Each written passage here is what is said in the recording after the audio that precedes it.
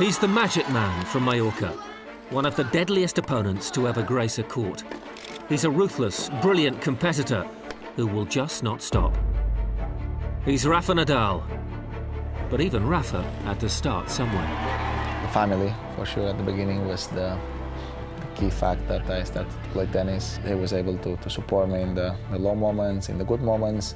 When I was a kid, driving me during the weekends to every tournament. My uncle in particular, that was a coach of the village, the club on my village, in Manacor. And I started there going 2 times per week. And from the beginning, I like it. I love the sport. When I was a kid, I was playing football, I was playing tennis. I was moving around all day, practicing different sports. From the beginning, the tennis was something special for me. The Nadal sporting family stoked the fire and that unbreakable desire for victory. No wonder his first Emirates ATP ranking points meant so much. I remember playing for the first point. I lost 13 match points, and I finally lost the match, so I didn't win the point. But the next week I received a wild card to play a challenger in Sevilla, and I won a match. So I started there in the ATP, winning 5 points. So that was the first time that I was inside the rankings.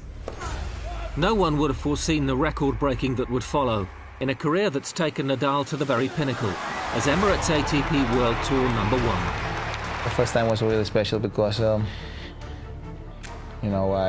was there in the #2 for a long time, having always Roger in front, that he was playing amazing during all this period of time, and even if I had the great seasons, I didn't have the chance to improve his ones.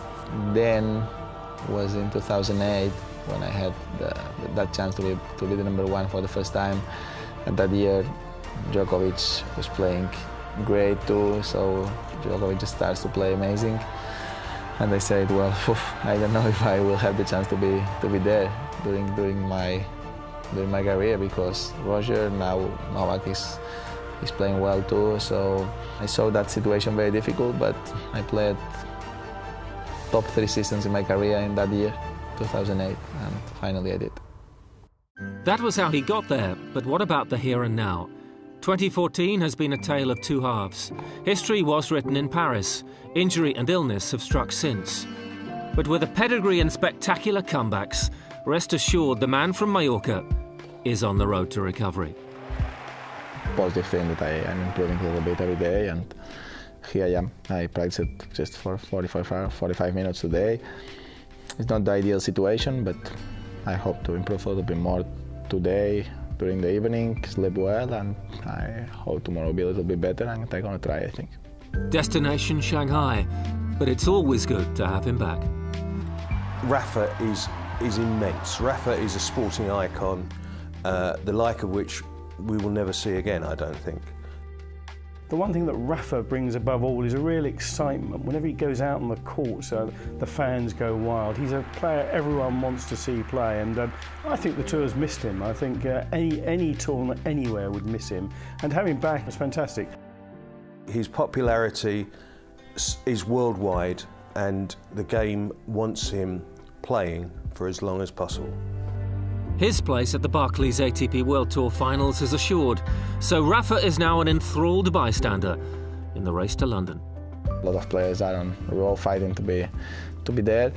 It's great to see that emotional battles at the end of the season in the last couple of tournaments, and it's very interesting, and I wish all the best for all the players to be there.